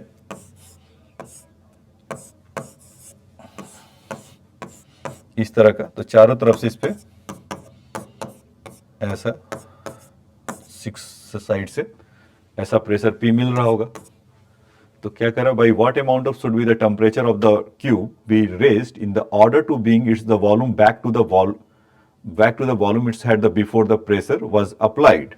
If the bulk modulus of the coefficient of volume expansion of the material is R, bulk modulus को बोल रहा है K है, मतलब बीटा का वैल्यू कह रहा है K, मतलब K रहता ही है, और coefficient of that coefficient of volume expansion, ये जानते हो बच्चों आप लोग, मैंने तो अभी नहीं पढ़ाया आप लोग को, लेकिन आपको जब आप उसमें देखेंगे टेम्परेचर इन इस प्रॉपर्टी में, तो वहाँ पर आपको मिलेगा। तो वहाँ पर आप इसको मतलब उसमें रिलेशन क्या होता है कि किसी भी, जैसे यहाँ पर अभी हम फोर्स लगा रहे हैं तो उसके चलते वॉल्यूम चेंज हो रहा है, वहाँ पे क्या होता है कुछ टेम्परेचर चेंज करते हैं तो उसमें वॉल्यूम बदलता है। तो वो बोलते हैं कि delta we times of gamma into delta T, gamma वही है। तो इस चक्कर में हमें डेल्टा वी बाई वी का वैल्यू तो मिल गया ना, volumetric strain gamma into delta T, वो चारों तरफ से जो फोर्स लग रहा था उसमें काम आएगा।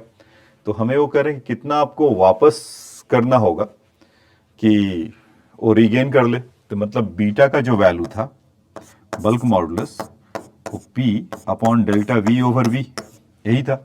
तो पी तो ऑलरेडी प्रेशर है, तो पुश बैक टू वहां पर करना पड़ेगा।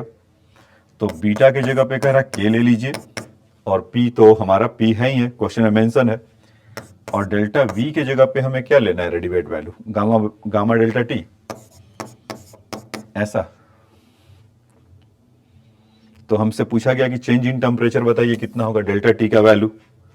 तो डेल्टा टी का वैल्यू कितना हो जाएगा, इसको इधर भेज दीजिए। तो पी गामा मतलब coefficient of volume expansion times bulk modulus के, तो चेंज इन टेम्परेचर का value P over gamma by gamma के, ऐसा निकल कर आ जाएगा। ठीक, ये बात आपको समझ में आया होगा। समझ में आया तो फटाफट लिख लीजिए, ये भी प्रीवियस ईयर क्वेश्चन है। देखिए नेक्स्ट आते हैं, कर solid sphere of radius R made of the material of the bulk modulus K supported by liquid in cylindrical container, a massless piston of the area A float on the surface of the liquid. When the mass m is the placed in position to the compress the liquid, find the fractional change in the radius of the sphere. तो ये देखिए बच्चों advance का है question, और कई बार इसमें आ रखा है सेम टाइप का। तो वहाँ पर हमें क्या कह रहा है कि solid sphere of the radius R है, is made of the material of the bulk modulus K, is surrounded by the liquid in the cylindrical container A. A container, a massless piston, area A float on the surface of the mass m is placed. तो उस पर क्या करा कि मतलब कुछ इस तरह का है पिस्टन, और यहाँ पे फोर्स लगा रहा है एक मास का लगा रख कर, तो उसमें mg फोर्स लगाएगा ये, तो mg फोर्स लगाएगा तो इसके चलते ये कंप्रेस हो रहा है कह रहा है। तो बल्क मॉडुलस इक्वल टू, हम ऐसा जानते थे, P over delta V over V, इस तरह का। तो ठीक है, तो प्रेशर वो वहाँ से जो लग रहा होगा, तो या स्ट्रेस P की जगह पे था, तो P इक्वल टू हम यहाँ से क्या बोल सकते हैं, mg बाई सरफेस एरिया इसका A है, तो ये हो जाएगा। तो यहाँ से हम कह सकते हैं कि delta V over V equal to mg by A, pressure की जगह पे mg बाई A, और वहाँ से बल्क मॉडुलस उसका वैल्यू है K। अब पूछा है रेडियस में क्या चेंजेस होगा, तो वॉल्यूम कितना होता है 4/3 पाई आर क्यू, और आपको एरर ये सब में देखा था कि अगर V is connected with the 4 pi R Q, so if R में जो चेंज होगा वो उसके वॉल्यूम में चेंज देखने को मिलेगा। So delta V over V equal to delta R over R, delta R over R, और इसका जो पावर है 3 आगे आ जाएगा।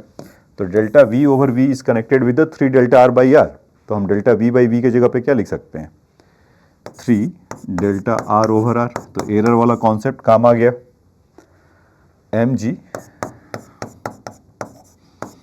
A K, ऐसा। तो डेल्टा R ओवर R का वैल्यू कितना हो जाएगा,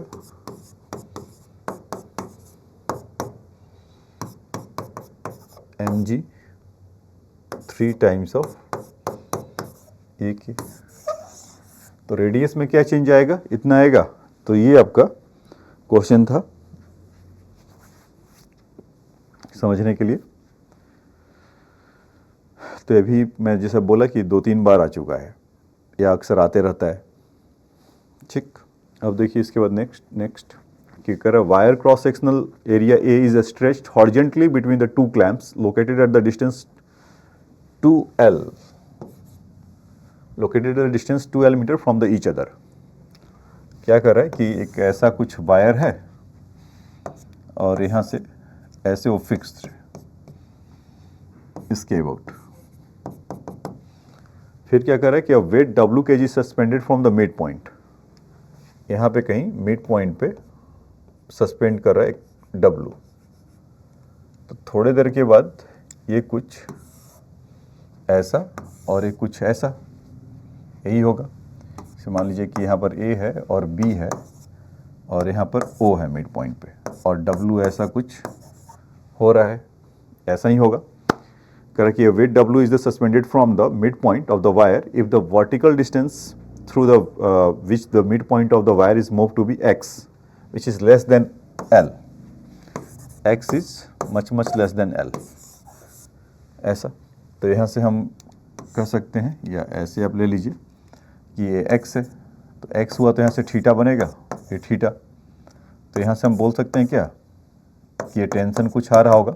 अच्छा, क्वेश्चन और आगे पढ़ लेते हैं। Then find the strain produce in the wire. तो बच्चों स्ट्रेन के लिए तो, और इसका ये L लेंथ था पहले ओरिजिनली, तो L हो जाएगा। तो इसमें कुछ खिंचा हुआ होगा, तो ये L नहीं होगा, कुछ ये L डैश होगा। तो हम यहाँ से बोल सकते हैं cos theta equal to x by L dash. अब cos थीटा का वैल्यू काफ़ी छोटा है, मतलब x बहुत छोटा है, तो x बाई L, तो ये भी बहुत छोटा ही होगा। तो इसमें मतलब x बाई L जैसा ही आप रख सकते हैं कि L और L में कोई ज़्यादा अंतर नहीं है। तो अब मैं पहले ही इसको x बाई L ही कह दे रहा हूँ cos थीटा के लिए, ये ध्यान रखना बच्चों।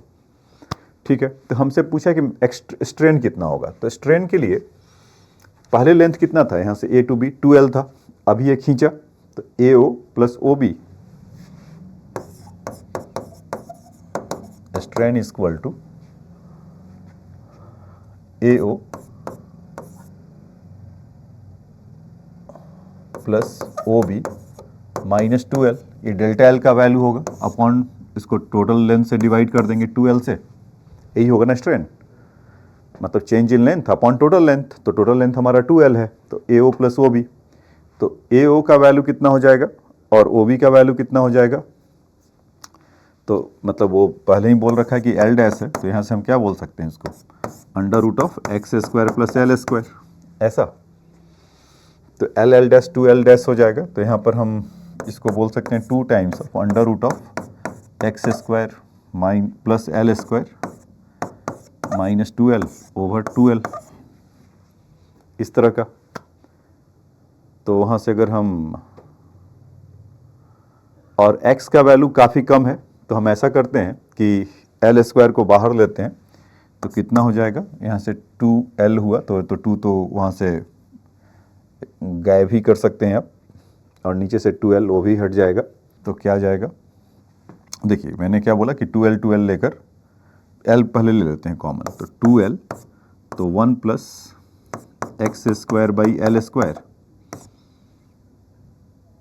का power 1/2 minus 2L upon 2L।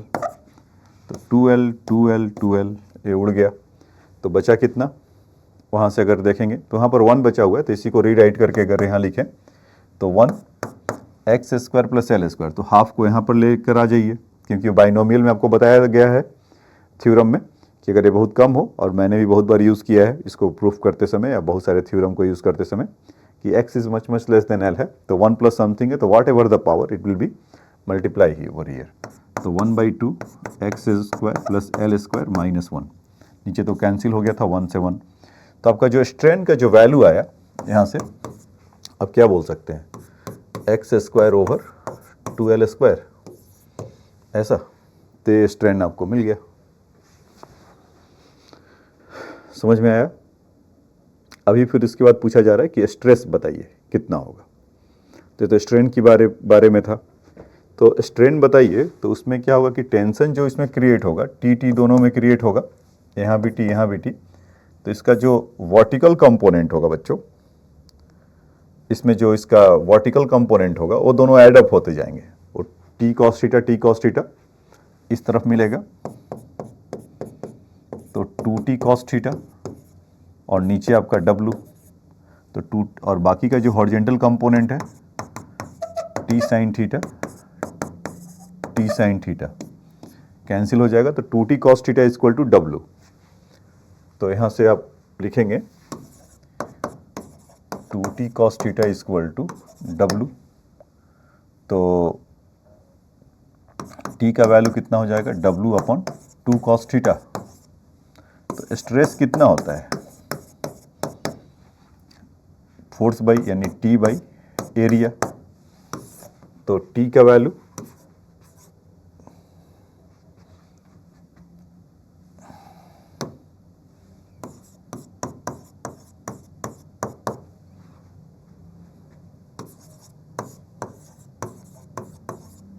Upon area.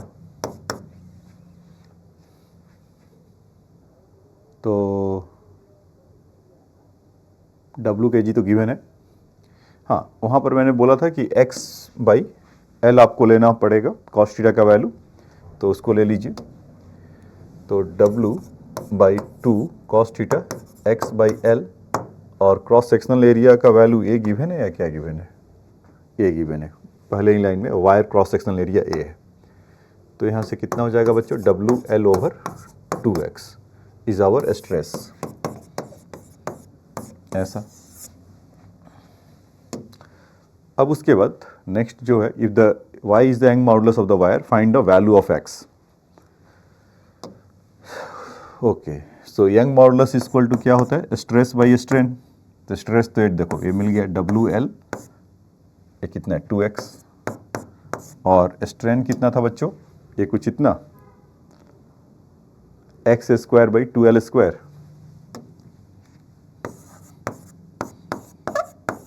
तो कितना हो जाएगा, 2 से 2 तो हट गया, और ये कितना हो गया WL cube over x cube equal to y।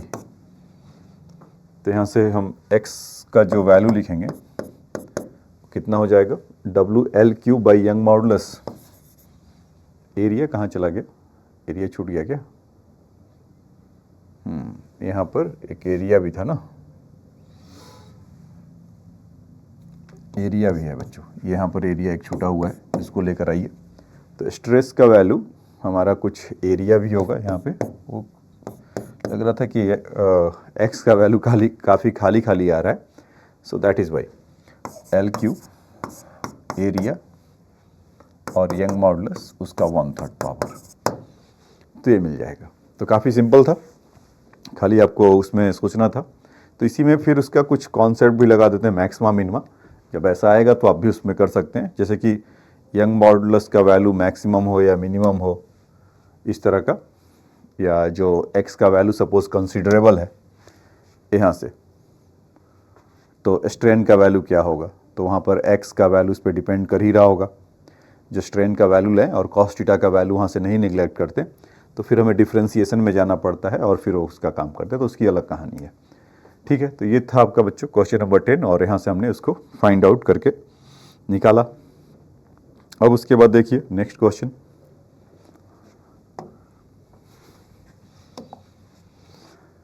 correct, a stone of 0.5 kg mass is attached to the one end of 0.8 meter long aluminum wire, 0.7 millimeter diameter, and is suspended vertically.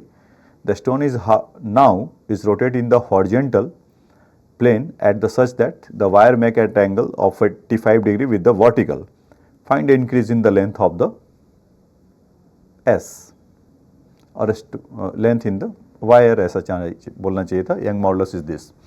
क्या हो रहा है बच्चों कि एक यहाँ पर aluminium का वायर है और ऐसे हैंग किया हुआ है, और उसका मास समथिंग स्टोन है कुछ उसमें, और वो ऐसा रोटेट कर रहा है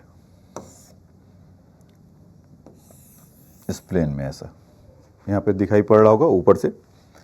तो उसमें ये स्टोन वाला जो है, तो mg नीचे की तरफ लगेगा और टेंशन कुछ ऐसा होगा, तो यहाँ से थीटा होगा, तो यहाँ से थीटा होगा, तो इधर क्या होगा, टी कॉस थीटा। तो T cos theta equal to M G, तो T equal to M G by cos theta, ये ऐसा होगा। तो हमसे क्या पूछा है कि find the increase in the length, Young modulus suppose उसका इतना है तो एल्युमिनियम का। देखिए, तो ये एक तो कैलकुलेशन ये भी है कि आप मास उसका कितना गिवन है, 0.5 kg, जी का वैल्यू अगर 10 लेते हैं तो ये चलो एक ही बार कैलकुलेट कर लेते हैं, क्योंकि यहाँ करो फिर वहाँ करो फिर पुट करो फिर से करो। तो T cos theta equal to M G, तो T equal to M G by cos theta, तो young modulus equal to F L A into delta L. तो डेल्टा एल चाहिए, तो इसमें फोर्स के जगह पे टेंशन आ जाएगा, क्योंकि वही इसको खींच रहा होगा, उसके चलते स्ट्रेच हो रहा है। टी एल एरिया और यहाँ से यंग मॉडुलस, तो टी के जगह पे M G by cos theta. ठीक, लेंथ, तो लेंथ होगा ही, और ए इंटू वाई। अगर डेल्टा एल में ऐसा होगा तो ये वैल्यू आपका निकल कर आएगा, बाकी का गेटिंग पुटिंग है, आप पुट करते जाएंगे आंसर आते जाएगा। ठीक है बच्चों, मतलब मास अगर मैं लिख देता हूँ, बाकी कैलकुलेशन आपको करना है। तो यहाँ से डेल्टा एल का जो वैल्यू है, कैलकुलेटर तो सबके पास होगा, क्योंकि मोबाइल्स में देख रहे हैं या कहीं भी देख रहे हैं तो वहाँ पर तो गजेट होगा, तो उसको आप वेरीफाई भी कर सकते हैं। एम इंटू जी 10, फिर उसके बाद लेंथ 0.8 मीटर, कॉस थीटा का वैल्यू यहाँ पर गिवन था 0.08।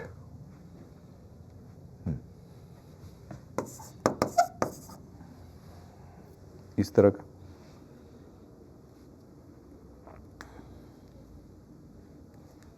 एरिया 0.7 मिलीमीटर डायमीटर, तो पाई 0.7/2 इंटू 10⁻³ का स्क्वायर, और finally young modulus is 7 into 10⁻10। तो इतना कैलकुलेशन है बच्चों। तो लेकिन कॉन्सेप्ट वहीं तक था, डेल्टा एल इक्वल टू, बाकी का आप इसमें पुट करिए, आंसर घर ले जाइए। ठीक है, अब उसके बाद देखिए नेक्स्ट उसका,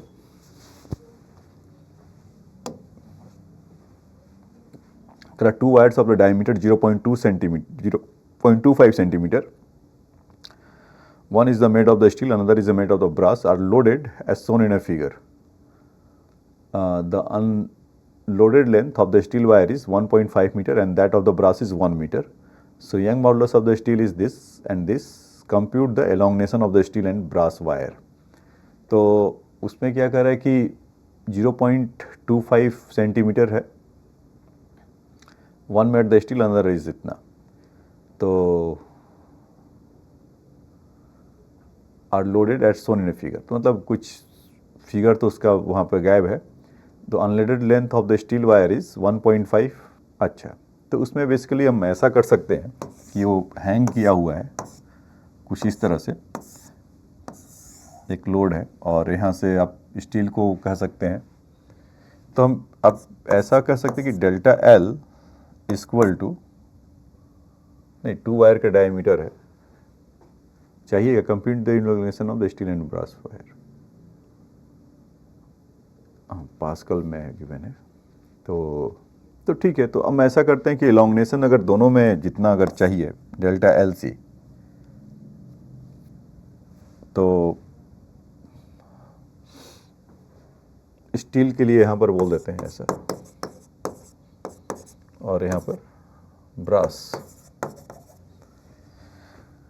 तो स्टील वाले में कितना होगा, सेम लोड है, मतलब कि बेसिकली डेल्टा एल का जो वैल्यू होगा एफ एल ए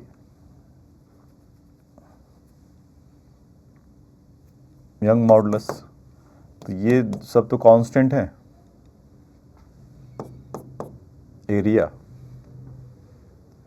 तो delta L S over delta length और यंग मॉडुलस गिवन है, तो स्टील बाई ब्रास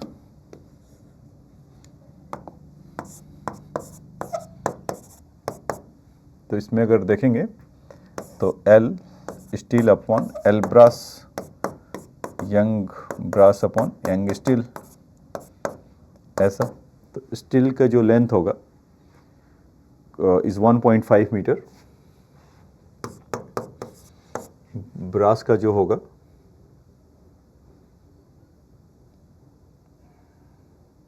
1 मीटर। और इसमें compute the elongation of the,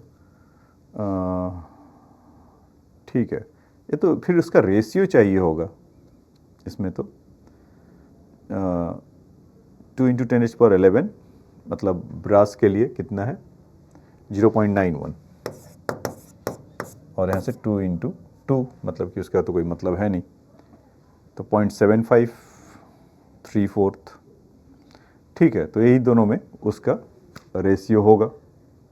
ये सेंस कुछ नहीं बना रहा, फिगर देखना पड़ेगा एक बार। अच्छा ठीक है, फिगर बच्चों ऐसा है, अभी ध्यान आया मुझे कि हाँ वही कह रहे थे कि कंप्यूट द रेशियो कर रहे, तो फिर कैसे होगा, इस तरह का नहीं है, हॉरिजॉन्टली नहीं है, ये ऐसा है। तो फिगर यहाँ पर इन लोग को देना चाहिए, फिगर वो मिस कर गए हैं। ये ऐसा है कुछ, ये वर्टिकली हैंग्ड है, ये ऐसा है। तो यहाँ पे कुछ 4 kg है जहाँ तक याद आ रहा है, और यहाँ पे 6 kg। अब सेंस बना रहा है ना। अब ऊपर वाला आपका स्टील का है इसमें, और यहाँ पर ये वाला ब्रास है। तो इसमें करना क्या है कि अगर स्टील में अगर एलोंगेशन देखना है तो इतना उसका वेट नीचे की तरफ आ जाएगा, उसका वायर का मास नेग्लेक्जिबल मान लेते हैं।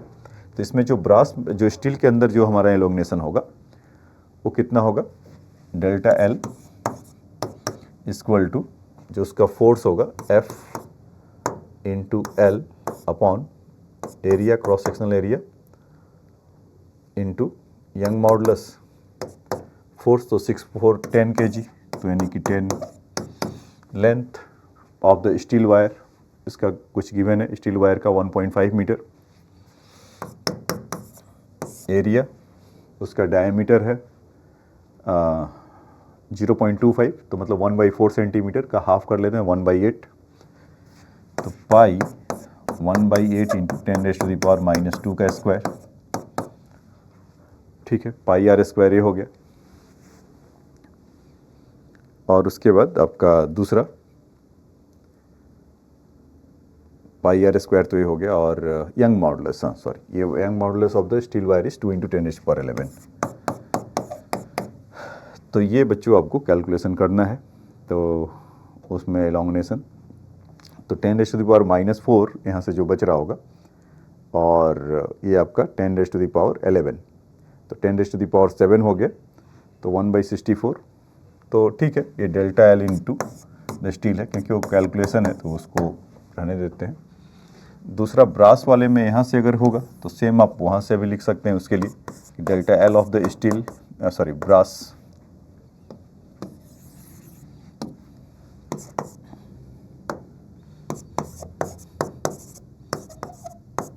तो इसका वैल्यू कितना जाएगा। अगेन वो सब जो उसका जो लोड है, हाँ लोड केवल बदलेगा। यहाँ पर 10 kg था, क्योंकि अगर सिंगल सिस्टम लेते हैं तो 4 और 6, यहाँ से खाली लेते हैं तो 6 kg होगा, तो 60 हो जाएगा उसका फोर्स।